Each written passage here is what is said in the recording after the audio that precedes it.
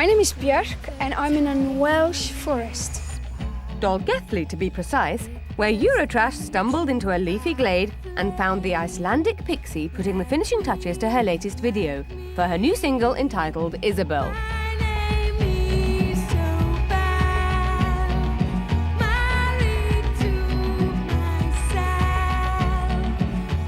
But what exactly is going on? Björk explained to Eurotrash what the video was all about. Basically, the story of Isobel is she was born in a forest by a spark, and as she grew up, she realised that the pebbles on the forest floor were actually skyscrapers. And by the time she was a grown-up woman and the skyscrapers had taken over the forest, she found herself in a city, and she didn't like all the people there so much because they were a bit too clever for her. She decided to send to the world all these moths that she had trained to go and fly all over the world and go inside windows of people's houses, the ones that are too clever, and they sit on their shoulder and remind them to stop being clever and start to function by their instinct.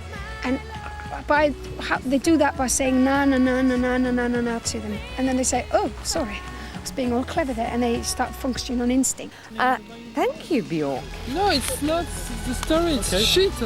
This tetchy little Frenchman, Michel Gondry, is the director on a mission to turn Björk's double Dutch into celluloid. But it's okay, he speaks her language, even to the extent of fulfilling her unusual meat-related requests. Okay, she speaks about her heart. It's funny to show a real heart, which is just a piece of meat.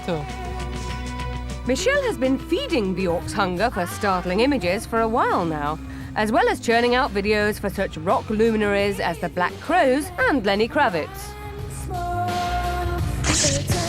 His ability to create strange worlds populated with weird inhabitants has earned Michel a bit of a reputation as a mad scientist, and Björk loves it.